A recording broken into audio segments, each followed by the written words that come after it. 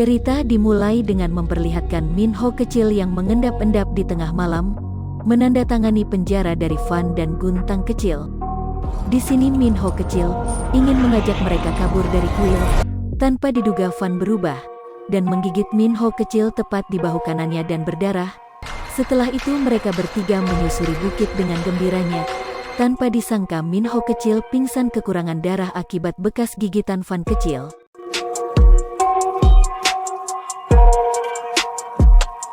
Karena panik, akhirnya Fan dan Guntang memutuskan kembali ke kuil agar Minho kecil bisa terselamatkan. Dan akhirnya Fan dan Guntang mendapatkan hukuman cambuk. Hari-hari berikutnya, Minho kecil sangat bersedih melihat Fan dan Guntang yang terluka. Ia menyampaikan bahwa ingin berpamitan untuk belajar ilmu di tempat jauh. Namun setelah ia selesai, ia berjanji akan membebaskan Fan dan Guntang dan dia meminta Fan untuk tetap hidup apapun yang terjadi.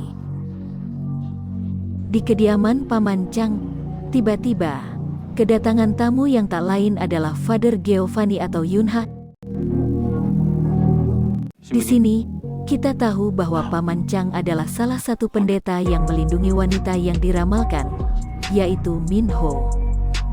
Paman Chang sangat memuji kemampuan Yunha, dan dia meminta Yunha berpura-pura sebagai keponakannya di depan orang lain. Setelah itu scene berlanjut di mana saat Minho menelpon Paman Chang dan diserang iblis sekretaris Kang.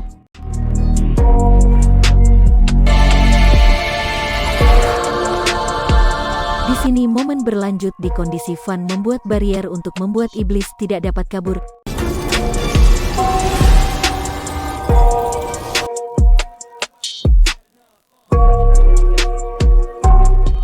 Pertarungan seru pun berlanjut.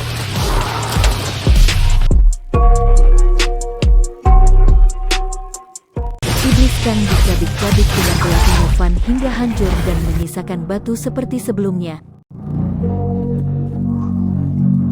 Di sini Minho hanya bisa terkejut dan mulai berkenalan dengan Fan dan minta dilindungi. Namun seketika Paman Chang dan sekelompok polisi mendatanginya, tanpa diduga Fan menghilang bak angin. Sesampainya di rumah, terlihat Minho merasa tertekan berada di pulau ini. Ia tiba-tiba menyelinap dan pergi ke bandara. Di tempat lain seorang pria sedang memegang patung penjaga dan melepaskan asap hitam yang ada di patung tersebut untuk pergi mengincar Minho.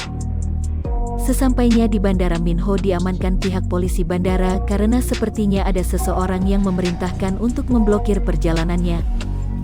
Tanpa disangka-sangka asap hitam masuk ke dalam tubuh seorang polisi di toilet, yang langsung berubah menjadi iblis nafsu. Di kantor polisi Minho diinterogasi. Tiba datang iblis polisi menyerang mereka. Untung saja Minho segera kabur dan mencuri mobil seseorang. Kejar-kejaran pun terjadi. Iblis menempel di mobil Minho.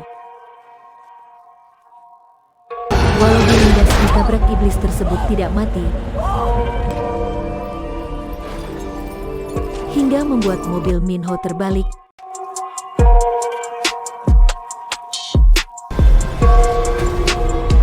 Lalu Minho lari ke sebuah rumah kosong untuk bersembunyi.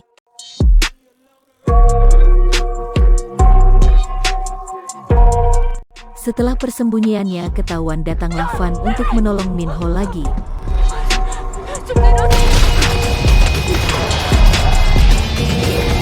Adu kekuatan antara Fan dan iblis terjadi. Dengan diakhiri tercabik-cabiknya sang iblis dan Fan mengambil kembali batu dari sisa kematian sang iblis.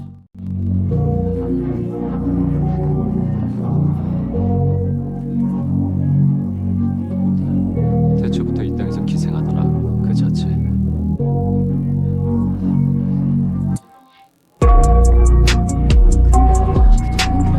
Di sini Minho bertanya kenapa hanya dia yang diincar oleh para iblis. Fan mengatakan salahkan saja takdirmu.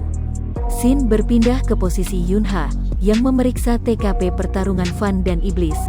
Dengan mengacu pada tabletnya, 다음 생에 있다면 Di kediaman Van, ia meletakkan kembali batu iblis di pemakaman di atas bukit.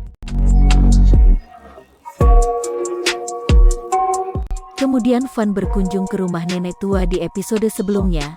Nenek itu bernama Nenek Haenyeo. Dia diberi makan oleh Nenek Haenyeo. Tiba-tiba datang cucu nenek yang bernama Yeonji dan memarahi Van agar membayar makanan, membuat selera makan Van hilang dan Van pun pergi. Scene berpindah, terjadi percakapan antara Paman Chang dan Yunha. Yunha menanyakan seperti apa identitas dari pria kegelapan yang tak lain adalah Van dan Guntang.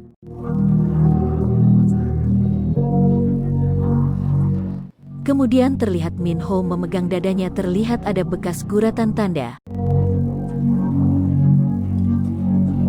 Ia meminum pil tidur dan teh buatan Paman Chang agar bisa tidur dengan tenang.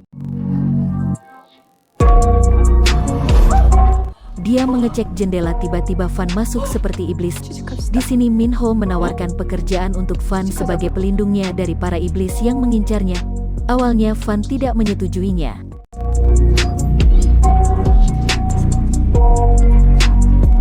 Tetapi Min Ho memohon ditemani saat tidur saja. Min Ho pun tertidur.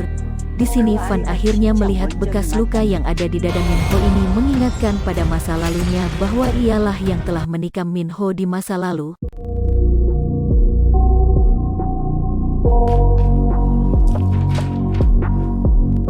Keesokan harinya, tanpa disadari Van menandatangani kontrak yang dibuat Min Ho.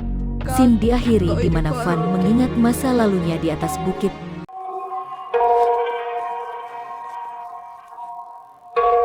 Kita bersambung ke episode 3 ya sobat.